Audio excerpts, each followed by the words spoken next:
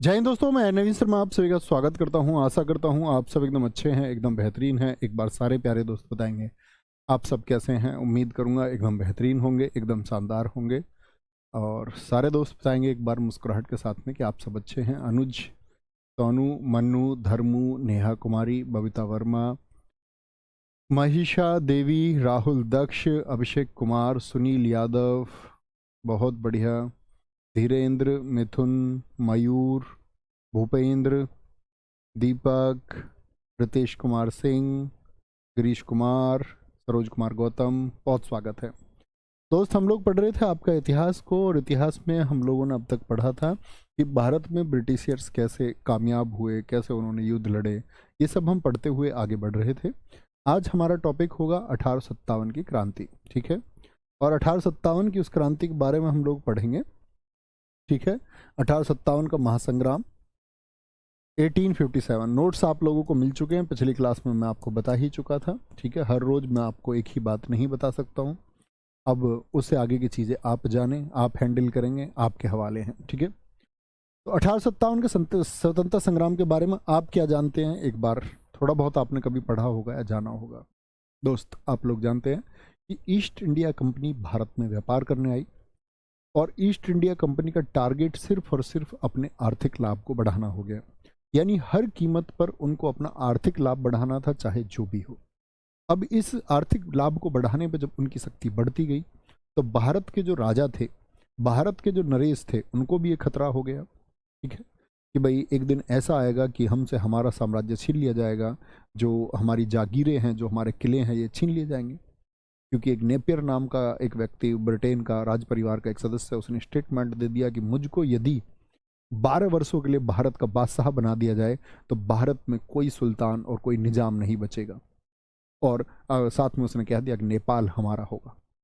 तो भारत के राजाओं को बहुत भय था कि भाई धीरे धीरे हमारी शक्तियां जो है वो हमसे छीन ली जाएंगी, और ऐसा हो सकता है कि हम लोग जो शासक हैं, राजा हैं, वो राजा रहें ही ना।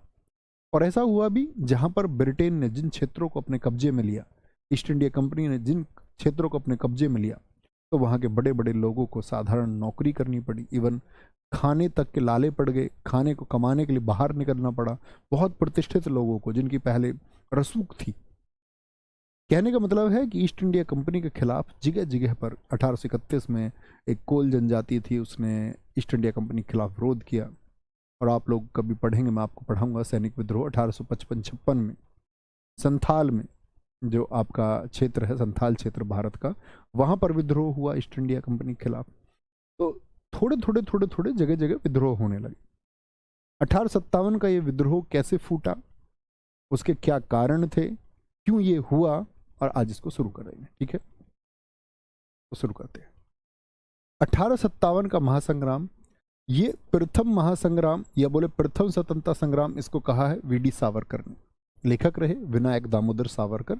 हम आगे इतिहास में पढ़ेंगे इनके बारे में भी। 1857 की क्रांति एक षड्यंत्र थी। ये जेम्स आउट्रम टेलर है, ठीक है, जिसने एक बात कही कि 1857 की क्रांति भारत के लोगों का एक षड्यंत्र है। तो यहां पर एक टेलर, आप लोग जानते हैं आउट्रम टेलर, जिसने अवध के लिए रिपोर्ट दी थी। अवध को मुझे बताइए डलहौजी ने कब मिला लिया था? कुशासन का बहाना लेकर के, और किसकी रिपोर्ट पर? आउट्रम टेलर की रिपोर्ट पर मिला लिया गया, ठीक है। अब इसके आते हैं 1857 क्रांति के धार्मिक कारण क्या थे।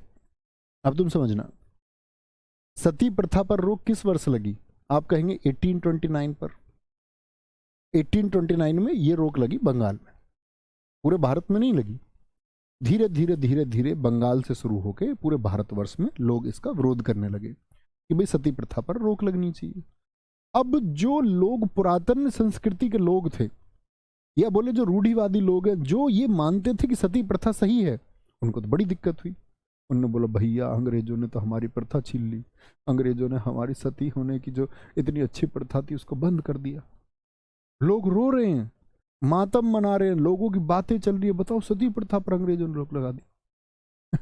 मतलब जो कुप्रथा थी उस एक के लिए भी लोगों ने विरोध किया कि बताओ यार अंग्रेज ये तो भाई सबको ईसाई बना देंगे, हम हिंदुओं की प्रथा थी ये सती प्रथा, इसको छीन रहे हैं हमसे, धीरे धीरे करके हमारी सारी प्रथाएं हमसे छीन लेंगे। तो लोग खिलाफ होने लग गए कि भैया हमको तो अब जो है ईसाई बनाया जाएगा। हिंदू विधवा विवाह अधिनियम, विधवा की जिसका पति मर गया, अब सती नहीं हुई तो विधवा होगी, विधवा की दोबारा फिर से शादी होगी। मुझे बताइए हिंदू विधवा अधिनियम के लिए मैंने बताया था डलहौजी के टाइम पर ड्राफ्ट बना 1856, किसके टाइम पर? डलहौजी के टाइम पर ड्राफ्ट बना, और 1856 में ही ये किसके टाइम पर लागू हो गया था? कैनिंग के टाइम पर। कैनिंग ने बोला कि भैया विधवाओं की शादी हो सकती है। अब विधवाओं की शादी हो सकती है तो लोगों ने तो माथा पीट लिया अपना, बोले विधवा की शादी, बोले तुम्हारे यहाँ यूरोप में होती होगी, जिसका पति मर गया उसकी दोबारा शादी, हम तो नहीं कराएंगे शादी दोबारा। तो एक पक्ष ऐसा विरोध में आ गया।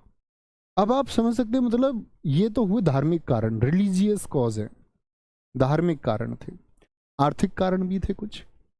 दादा भाई नौरोजी, जिनको हम grand old man of India कहते हैं, पढ़ेंगे इनके बारे में, इन्होंने एक किताब लिखी poverty and un-British rule in India, बहुत इंपॉर्टेंट पुस्तक है, बहुत पूछी जाती है, poverty and un-British rule in India.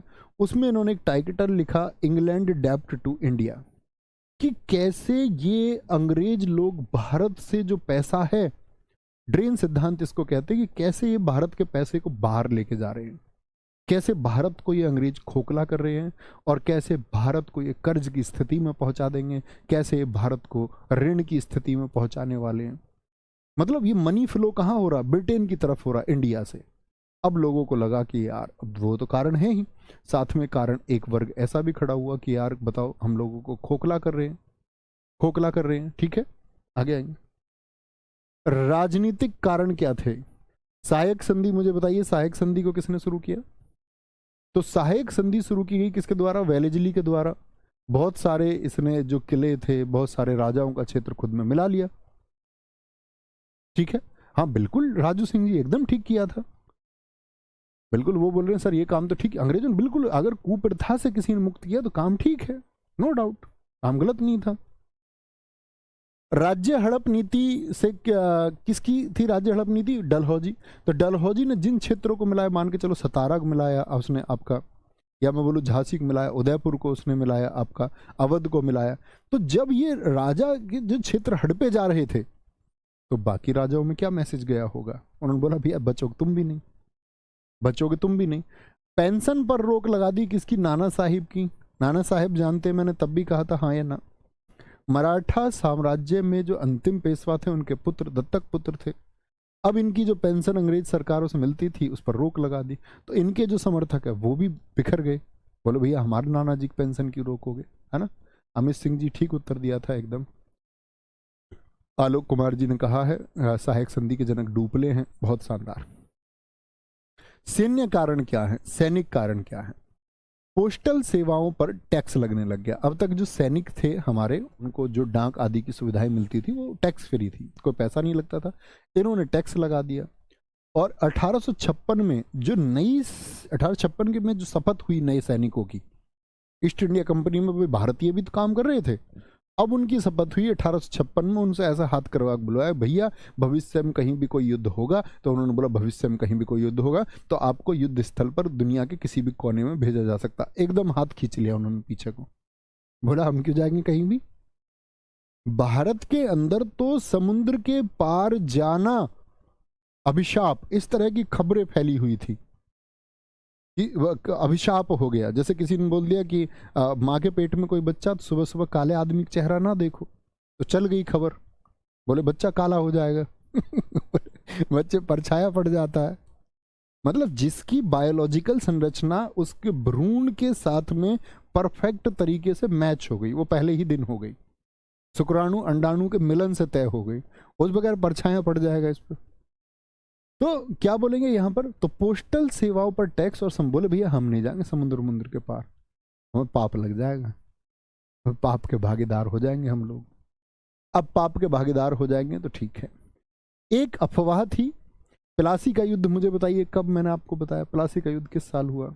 तो लोगों ने अपना आप ही कर लिया, भैया प्लासी के युद्ध के 100 साल बाद अंग्रेज चले जाएंगे। कुछ चीज़ें तो अफवाहों में ऐसे ही चल जाती हैं। तो बोले 1757 को 100 साल हो गए, 1857, अब अंग्रेज चले जाए। ठीक है, तो प्लासी के युद्ध के 100 वर्षों के बाद अंग्रेजी शासन खत्म हो जाएगा। बोले अंग्रेज चले जाएंगे। अब 1857 में सब देख रहे हैं, तो अंग्रेजों की तरफ से कोई बात ही नहीं आ रही जाने की। उन्होंने बोला भैया कब जाएंगे, है ये जाएंगे कब?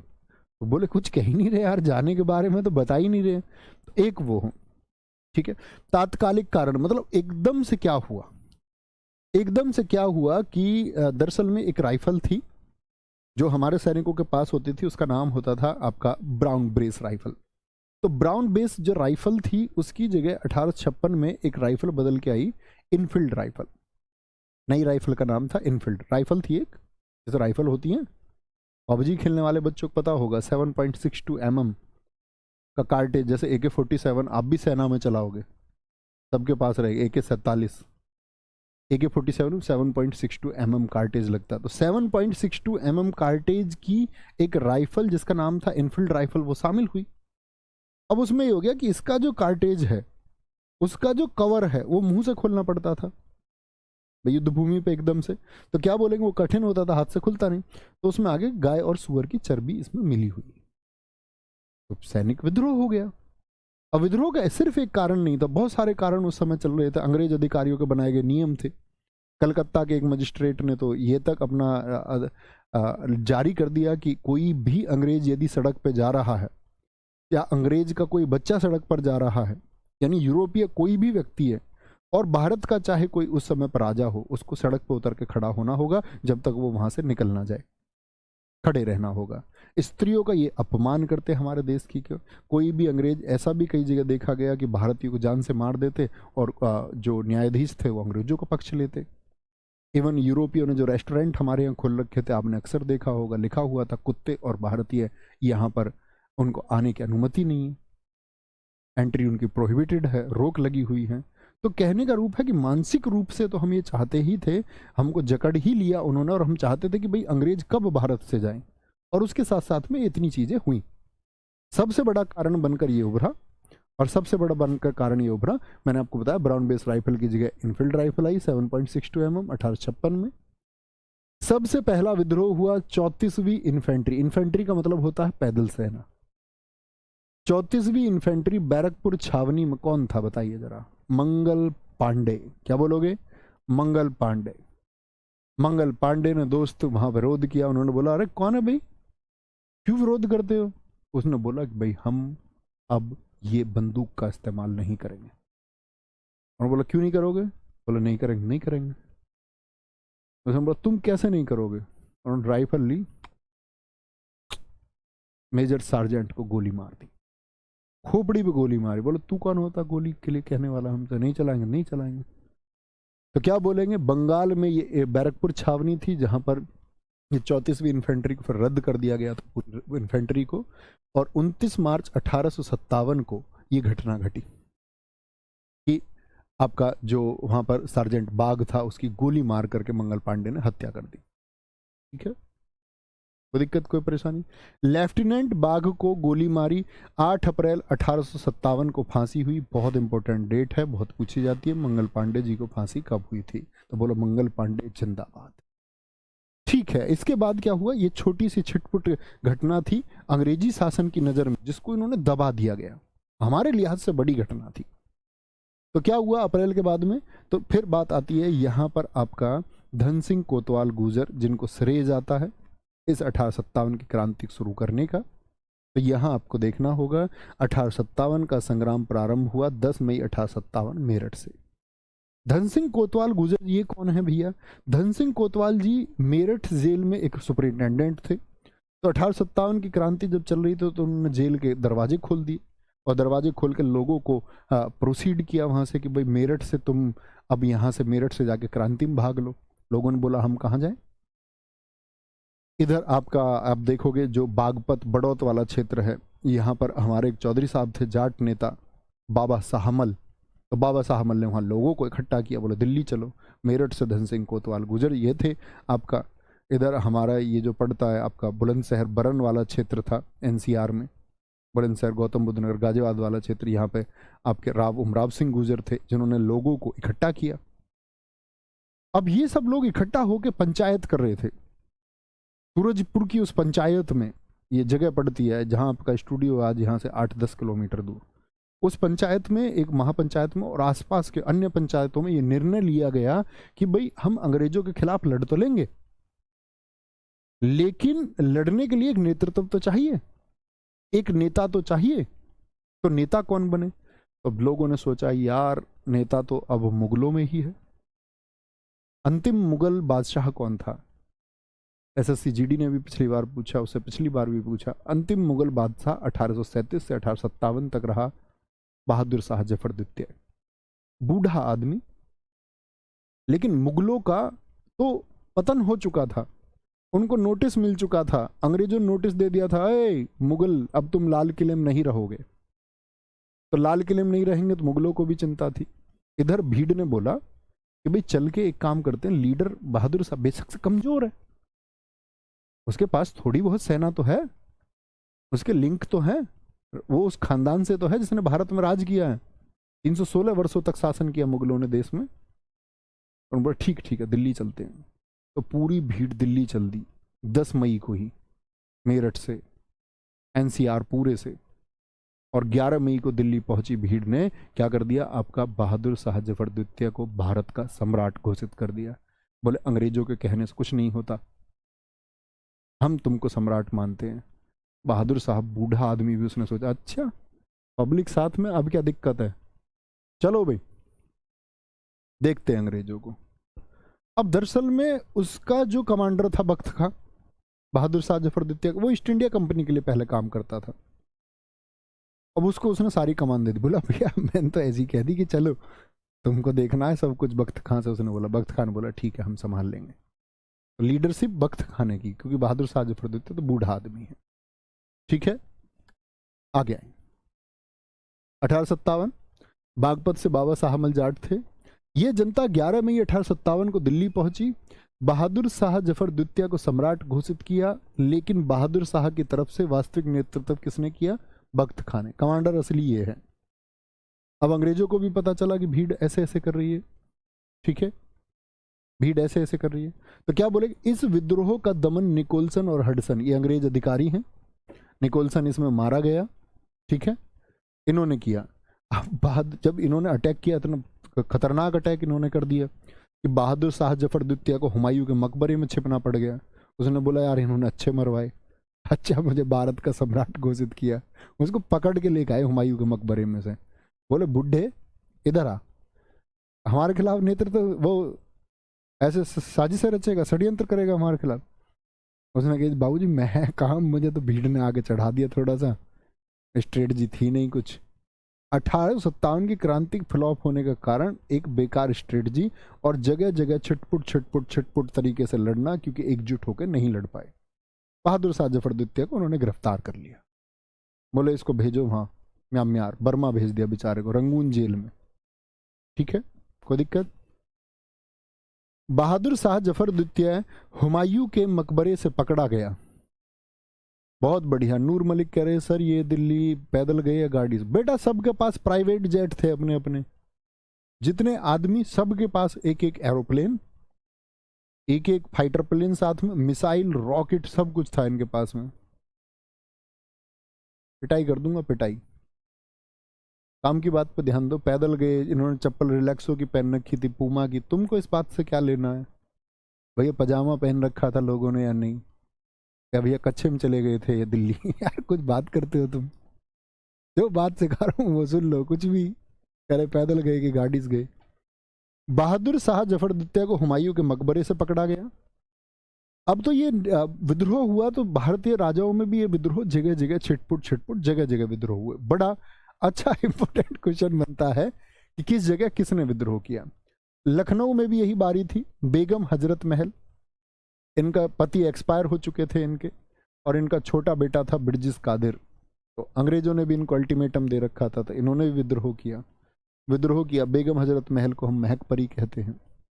तो अंग्रेजों ने इसको भी दबा दिया। किसने दमन किया? कैंपबेल ने इस विद्रोह का दमन किया।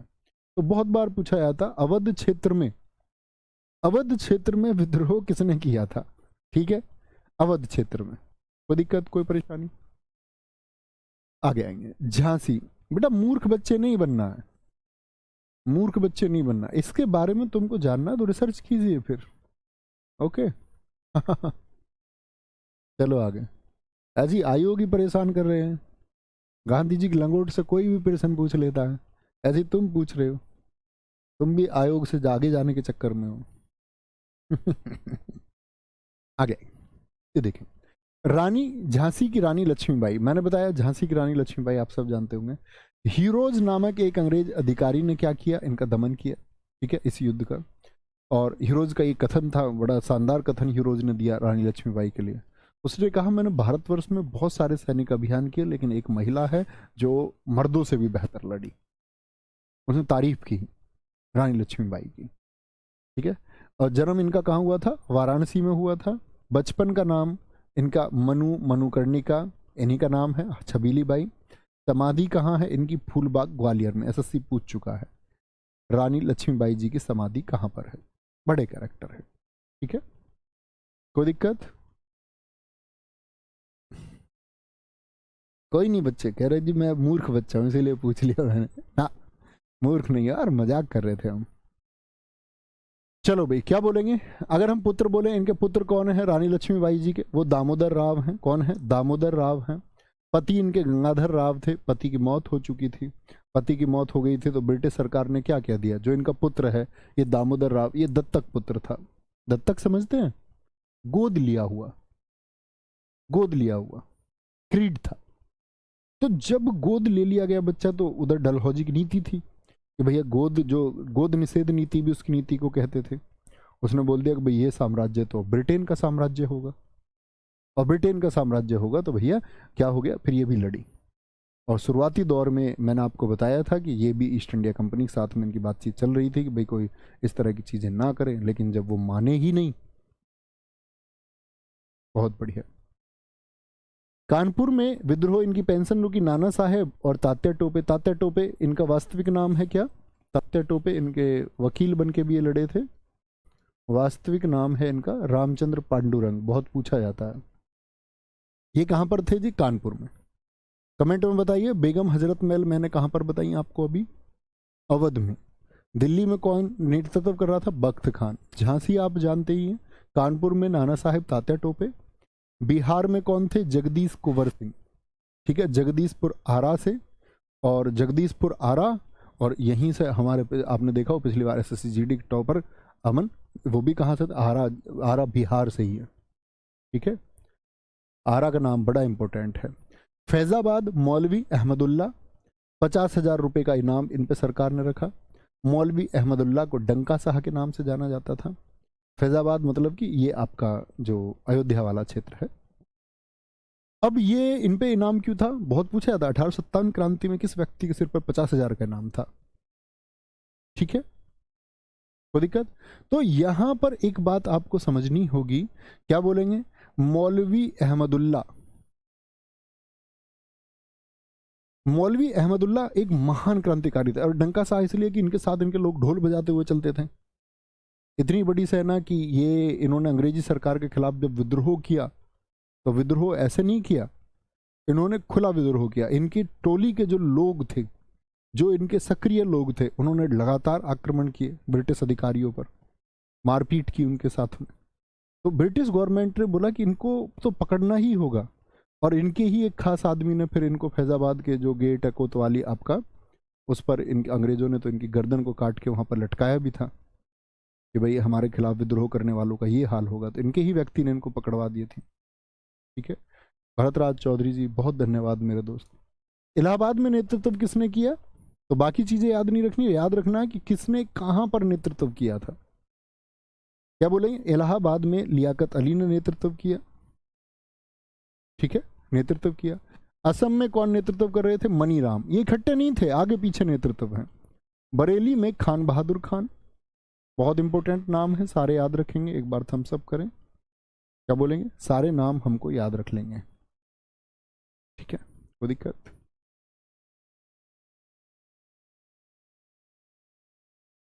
बहुत बढ़िया। कोई दिक्कत, कोई परेशानी?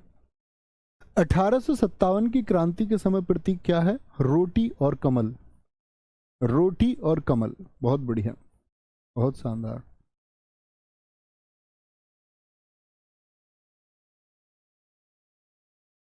बहुत गजब, बहुत शानदार। हाँ बिल्कुल सुमित्रा, आज एकदम ठीक कह रहे हैं दोस्त।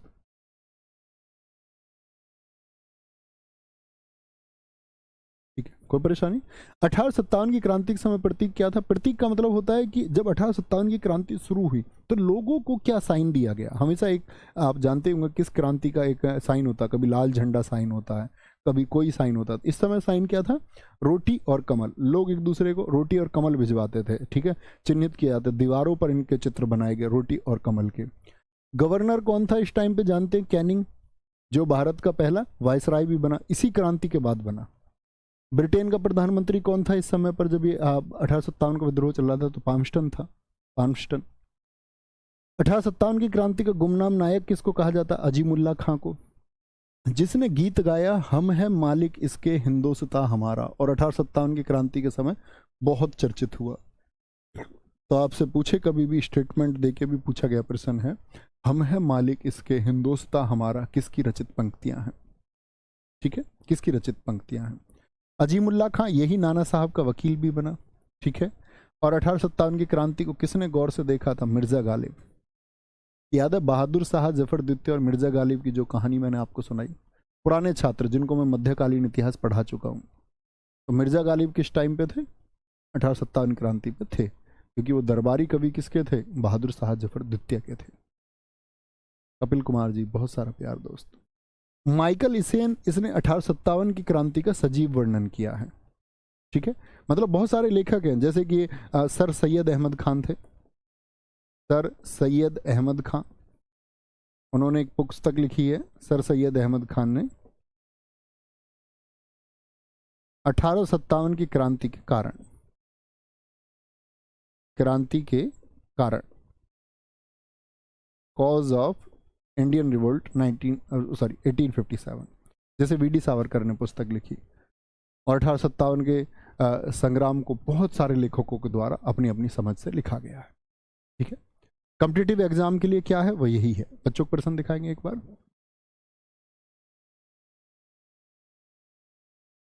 सर हिंदुस्तान का कोई भी क्रांतिकारी नहीं जीता गया। अरे जीत जाते तो फिर अंग्रेजों को नहीं भगा देते।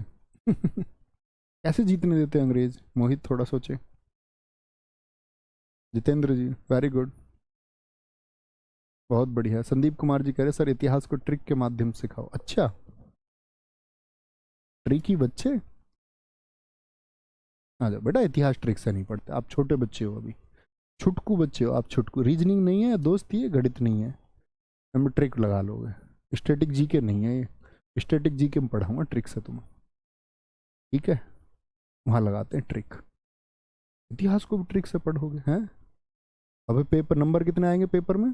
0, ट्रिक से। नौकरी कैसे नहीं लगेगी? ट्रिक से नहीं लगेगी। चलो बहुत बढ़िया। भैया जी दमन करने से क्या मतलब? दमन का मतलब है दोस्त, जब किसी ने विरोध किया तो उसको दबा दिया गया। कैसे हिंदी के पेपर निकालोगे भाई? बहुत बढ़िया, आगे बढ़ेंगे। इतनी बात समझ गई? इतनी बात में कोई दिक्कत, कोई परेशानी? भारतीय राष्ट्रीय आंदोलन, 1857 की क्रांति हुई। 1857 क्रांति को अंग्रेजों ने दबा दिया या नहीं दबाया? दबा दिया। तो अब अंग्रेजों को दिखा कि भारतीय लोगों की जो भावनाएं हैं वो हमारे खिलाफ में बढ़ती जा रही हैं। अब बढ़ती जा रही हैं तो इम्पोर्टेंट बात यह है कि उन बढ़ती हुई भावनाओं को नियंत्रित कैसे किया जाएगा?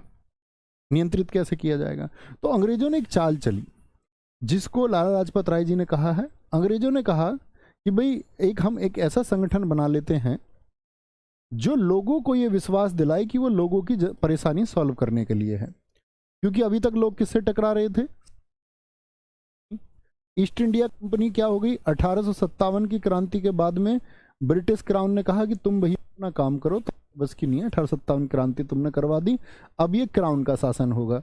तो 1858 से 1947 तक भारत में जो शासन चला, पॉलिटीम पढ़ोगे, वो किसका शासन है? वो ब्रिटिश शासन का, यानी ब्रिटेन की महारानी या महाराज, कौन बोलोगे? ये ब्रिटिश जो ताज था, यानी वहाँ जो राजा थे उनका शासन है। ईस्ट इंडिया कंपनी के अधिकारों को उन्होंने खत्म कर दिया और ईस्ट इंडिया कंपनी का कारोबार भारत में 1857 क्रांति के बाद में बंद हो गया। अब इन लोगों ने क्या चाल चली कि भाई ऐसा कुछ करते हैं, एक ऐसा संगठन बनाएं कांग्रेस जैसा, लोग सीधे हमसे प्रश्न ना करें या हमारी खिलाफत ना करें, लोग इससे जुड़े, अपनी मांगे इसको बताएं और हमारा जो रिस्पॉन्सिबल हम किसको जवाब देने के लिए हो? कांग्रेस को। तो मतलब कि उन्होंने खुद के लिए क्या कर लिया? एक कवच बनाने का सोचा। ये लाला लाजपत राय जी का कथन है यंग इंडिया मैगजीन का, कि कांग्रेस तो अंग्रेजों का एक सेफ्टी वॉल्व था। सेफ्टी वॉल्व से मतलब है कि खुद पर होने वाले डायरेक्ट अटैक से वो बचना चाह रहे थे। ठीक है, बहुत बढ़िया, कोई दिक्कत शिवम कुमार जी, बहुत बढ़िया। तो भारतीय राष्ट्रीय आंदोलन के 3 चरण हम पढ़ेंगे, जिसमें पहला चरण होगा कांग्रेस के गठन 1885 से लेकर के बंगाल विभाजन 1905 तक, सारी घटनाएं। दूसरे चरण में बंगाल विभाजन के बाद से लेकर के गांधी जी के भारत की राजनीति में सक्रिय होने तक के समय को, गांधी जी 1917 में अगर आपको बताऊं कि 1917 में वो चंपारण करेंगे, 1918 में उन्होंने अहमदाबाद और खेड़ा आंदोलन करने के बाद में उनकी पॉपुलैरिटी बढ़ेगी गांधी जी की, तब यहाँ गांधी जी एक्टिव होंगे। और तीसरा चरण, इसको हम गांधी युग के नाम से जानते हैं, 1919। अब आप कहेंगे जी गांधी जी आए तो 1915 में, 1915 में आते ही गांधी जी का प्रभाव देश की राजनीति में नहीं बढ़ गया, वो बढ़ा 1917 और 1918 के 2 आंदोलनों के बाद में। तो पूर्णतः गांधी जी जो सक्रिय हुए,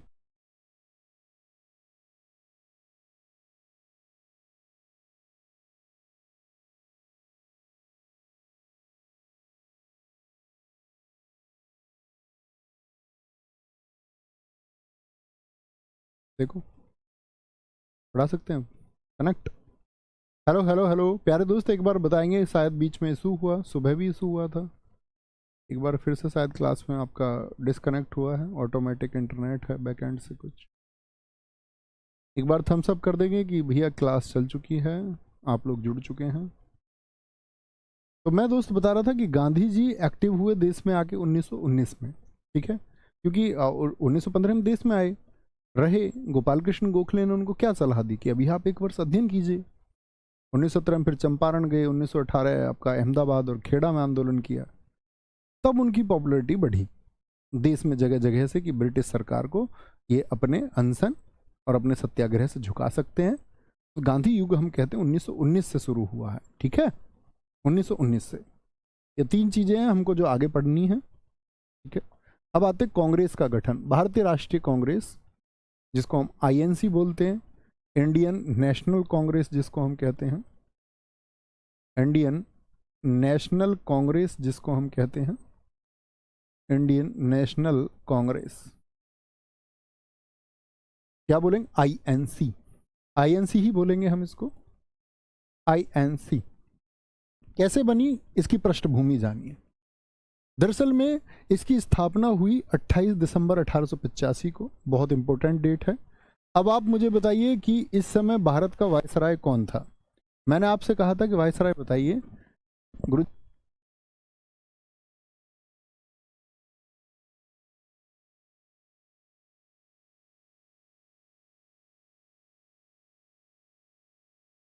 संस्थापक हैं इसके Elon Octavian Hume, A.O.. Hume, क्या नाम है इनका? ए.ओ. ह्यूम, जो एक आईसीएस अधिकारी थे। आईसीएस बोले तो इंडियन सिविल सर्विस अधिकारी। अब ये क्या चाहते थे कि भाई एक ऐसा गुट तैयार हो, जो अब तक क्या है कि इंडिविजुअल सब मांग कर रहे थे, कोई राजा कर रहा है मांग, किसी कोई समस्या, इन्होंने बोला एक ऐसा संगठन बन जाए जिससे जो लोगों की समस्याओं का प्रतिनिधि बनकर आगे काम करे। और इस ईस्ट इंडिया कंपनी जिसका शासन तो खत्म हो चुका, अब ब्रिटिश शासन है, तो उस ब्रिटिश शासन या ब्रिटिश जो राज है उसके खिलाफ वो लड़ सके, तो एक संगठन चाहिए। बहुत बढ़िया, बहुत सारे दोस्तों ने कहा डफरिन के टाइम पे कुछ कैनिंग लिख रहे हैं, कुछ डलहौजी लिख रहे हैं, कुछ माउंट बेटन ही लिख रहे हैं, बताओ कितने कमाल की बात है। बहुत शाबाश मेरे दोस्तों, जिन जिन का उत्तर डफरिन है, बहुत गजब। आपको आगामी सिलेक्शन की मैं बधाई देता हूँ कि आप उसको सिलेक्शन में कन्वर्ट करें, जितनी मेहनत आप करते हैं सिलेक्शन आपका हो। बाकी तुम सुधर जाओ भाई, पढ़ लो प्लीज, नहीं तो होना जाना कुछ है नहीं, पूरी ज़िंदगी फिर 8,000 10,000 की ड्यूटी करनी पड़ेगी, फिर उसके लिए माइंड मेकअप कर लेना, फिर टीचर्स को गाली मत देना किसी को।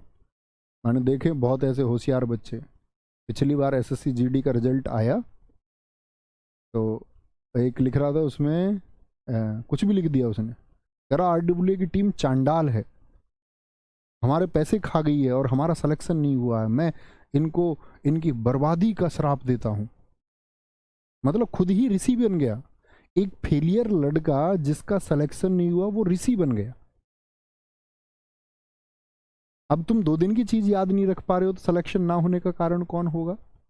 और जो ये बच्चे डफरिन बता रहे हैं, बच्चा पढ़ना होगा, क्यों आप इसीलिए तो आप और लोगों से पीछे पड़ जाता। आरडब्ल्यू के खुद के बच्चे जीडी के एग्जाम में बैठेंगे 2 लाख बच्चे, तो हमसे पढ़ के सबका सिलेक्शन नहीं हो सकता।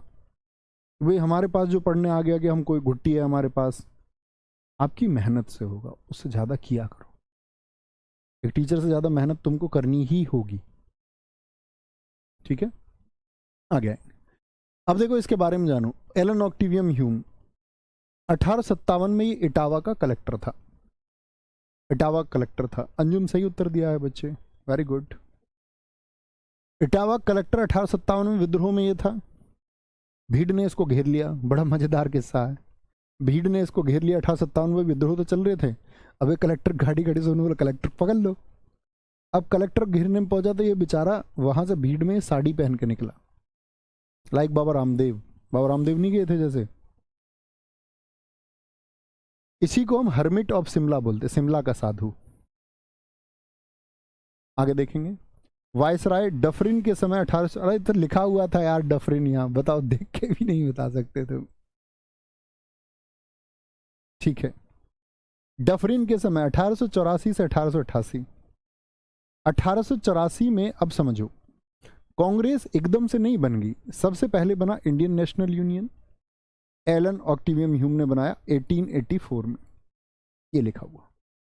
अब कैसे लोग कैसे जुड़ गए होंगे, तो इसने लोगों को पत्र लिखे, उस समय पर जितने विश्वविद्यालय थे उनमें जो स्कॉलर थे, जो विद्वान थे, स्टूडेंट्स को इसने पत्र लिखे बहुत सारे। कलकत्ता विश्वविद्यालय, इसने पत्र लिखे सब लोगों को कि भाई हम ऐसा संगठन बनाने जा रहे हैं जिसकी लड़ाई होगी इस ब्रिटिश राज के खिलाफ होगी, हमारी अपनी मांगे हैं उनको हम मनवाएंगे। तो देश के विभिन्न कोने में इसने पत्र लिखे सब लोगों को और आमंत्रित किया कि आके इस संगठन से जुड़िए। लेकिन एक नई चीज में कोई रुचि थोड़ी लेता है, कोई रुचि नहीं लेता, ठीक है। तो 1884 में इंडियन नेशनल यूनियन की स्थापना एओ ह्यूम ने की, एलन ऑक्टिवियम ह्यूम ने की। लाला लाजपत राय ने अपने पत्र यंग इंडिया में सेफ्टी वॉल्व सिद्धांत प्रस्तुत किया। सेफ्टी वॉल्व समझ गए? तो उन्होंने कहा कि ये जो अंग्रेज है ना, इन्होंने तो अपने बचाव के लिए इस कांग्रेस का उदय किया और कांग्रेस को इन्होंने खुद खड़ा किया, ठीक है। सेफ्टी वॉल्व सिद्धांत। एओ ह्यूम के बारे में जानकारी हमको मिलती है, विलियम बैडरबर्न एक कांग्रेस के अध्यक्ष रहे हैं, अंग्रेज हैं, उन्होंने लिखी है जीवनी। अब आते कांग्रेस के बारे में स्टेटमेंट क्या है लोगों के। क्रांतिकारी लोग थे, अब भारत के और राजनीतिक लोग क्या कहते थे, ठीक है। अरविंदो घोष का कहना था, क्लास गई फिर से, एक बार बताएंगे सारे दोस्त थम्स अप करके।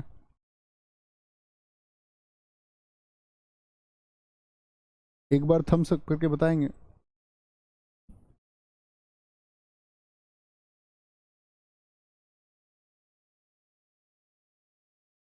एक बार बताना भैया सारे लोग, जब क्लास आपको लगे शुरू हो गई।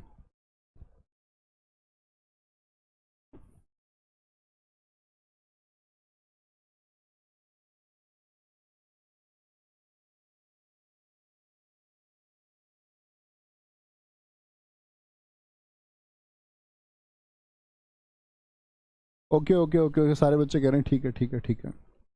कुछ बच्चों क्वेश्चन है सर, ये एलन ऑक्टिवियम ह्यूम कहाँ का था? बच्चे थोड़ा लॉजिक लगाओ, अंग्रेज नाम है, ब्रिटेन का है, थोड़ा लॉजिक लगाइए।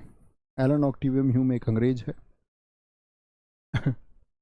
आईसीएस अधिकारी 1857 में।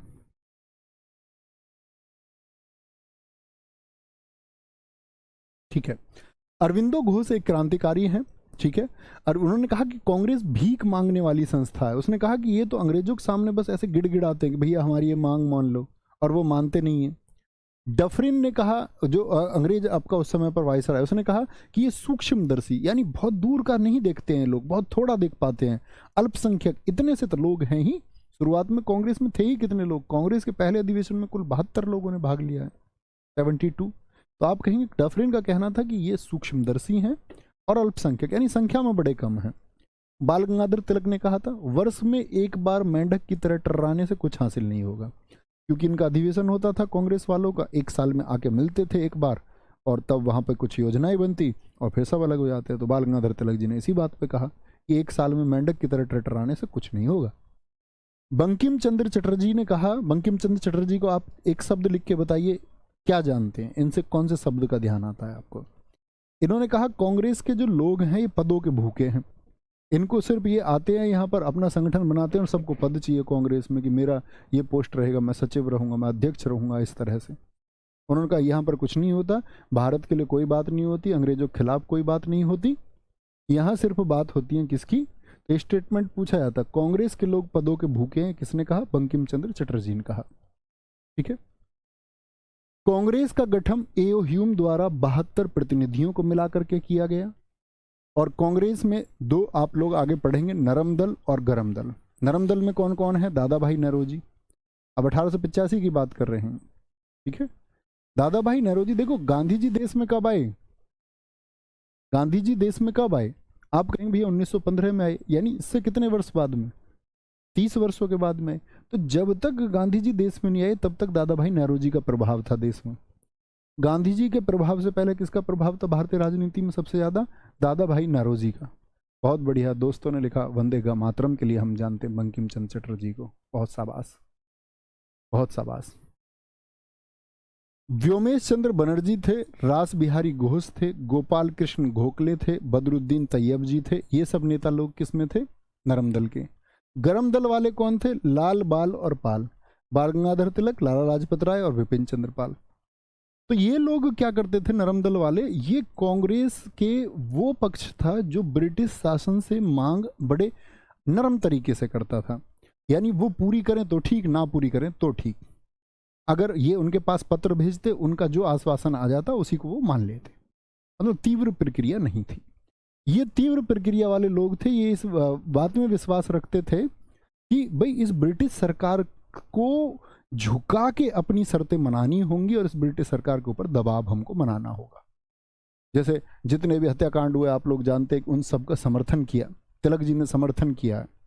जितने अंग्रेज अधिकारियों को मारा गया उनका समर्थन किया है तिलक जी ने, ठीक है। और आपको आगे इस बात के बारे में जानते ही रहेंगे। लाला लाजपत राय आपने देखा होगा कि कैसे उन्होंने नारेबाजी करके जब साइमन कमीशन आया तो विरोध किया है। विपिन चंद्र पाल ये दल बदलू थे लगभग। ये पहले दरअसल में नरम दल में थे, फिर इनको पता चला यार देश में पॉपुलरिटी तो गरम दल वालों की बढ़ रही है, पूरे देश की भावनाएं तो गरम दल के पास साथ में, तो ये गरम दल में आ गए। गरम दल में जैसे ही आए तो ब्रिटिश सरकार ने जैसे ही इनको 2 लाठी लगाई तो ये वापस अगर भैया मैं गरम दल में नहीं, फिर नरम दल में। ये बार बार नरम दल और गरम दल में आते जाते रहे थे। 2 प्रमुख व्यक्ति ये हैं जो बड़े लीडर बने गरम दल के, ठीक है। क्या बोलेंगे? कोई दिक्कत? Very good, very good. बहुत सारे बच्चे कह रहे हैं सर भारत का गरम दल अच्छा था। सबके अपने अपने काम हैं। बहुत thank you Vipin Tripathi ji, too much thank you, बहुत सारा प्यार। अब आएंगे कांग्रेस। मैंने कहा 1 साल में एक बार मीटिंग करते थे, तो उसको बोलते कांग्रेस के अधिवेशन। तो कांग्रेस के अधिवेशन से हम शुरू करेंगे। एक ही क्लास में हम सारे अधिवेशन पढ़ेंगे कांग्रेस के, क्या क्या प्रश्न बनते हैं यहाँ से। जैसे मैं यहाँ से बता दूं, पहली बार कांग्रेस का गठन 1885 में हुआ। गोकुल दास तेजपाल संस्कृत महाविद्यालय मुंबई में मीटिंग हुई थी। दरअसल में होनी तो थी पुणे में, लेकिन वहाँ पर प्लेग बीमारी फैल गई, तो प्लेग बीमारी फैलने की वजह से इसको गोकुल दास तेजपाल मुंबई में किया गया। अध्यक्ष इसके बनाए गए एलन ऑक्टिवियम ह्यूम, तो इसके फाउंडर हैं। पहले अध्यक्ष बने इसके व्योमेश चंद्र बनर्जी, और इसके ये कौन है? पहले अध्यक्ष हैं। और 72 रिप्रेजेंटेटिव, यानी 72 लोग, जो मैंने बताया कलकत्ता विश्वविद्यालय कुछ छात्र थे, कुछ पत्रकार थे, इन सब लोगों ने मिलके क्या बनाया? कांग्रेस को बनाया। और पहली बार मीटिंग कहाँ पर हुई? बम्बई में हुई। क्या बोलोगे? बम्बई में हुई, ऐसा बोलेंगे। बम्बई में, कलकत्ता में, फिर आपका मद्रास में होगी, फिर इलाहाबाद में होगी मीटिंग। बकमई, ठीक है। तो यहाँ से पढ़ना शुरू करेंगे कल की क्लास में। आज बस इतना काम करते रहना दोस्त। इस इतिहास को मैं फिर से कहता हूँ, बहुत ज़्यादा समय मत दीजिए, फटाफट पढ़िए, इसको ख़त्म करिए, क्योंकि आपके 2 नंबर 2 क्वेश्चन या 1 क्वेश्चन भी हो सकता है, उसका सिलेबस है। उस पर बहुत ऊर्जा नहीं, ऊर्जा वहाँ देनी है आप लोगों को जहाँ ज़्यादा पूछा जाता है। ऊर्जा से मतलब उन विषयों पर दोस्त, जैसे मैथ है, रीजनिंग है, ठीक है, मैथ रीजनिंग, जीएस हो गया आपका। जीएस में कौन सा part? Static GK, polity, history. History जितने प्रश्न बनने होंगे वो मैं आपको 3 बजे के प्रैक्टिस सेट से कवर करा दूंगा। यहाँ सिर्फ आप एक ओवरव्यू की तरह जानते रहिए, ओके, अच्छे से जानते रहिए। चलो, कोई दिक्कत, कोई परेशानी? विशु, अरे भाई साहब यार ऐसी बात क्यों कर रहे हो, लव यू। तो मिलते हैं कल, thank you, bye bye, take care, जय हिंद, जय भारत। बस दोस्त जितना पढ़ा हूँ उसका रिवीजन करके आया करो प्लीज़, थैंक यू।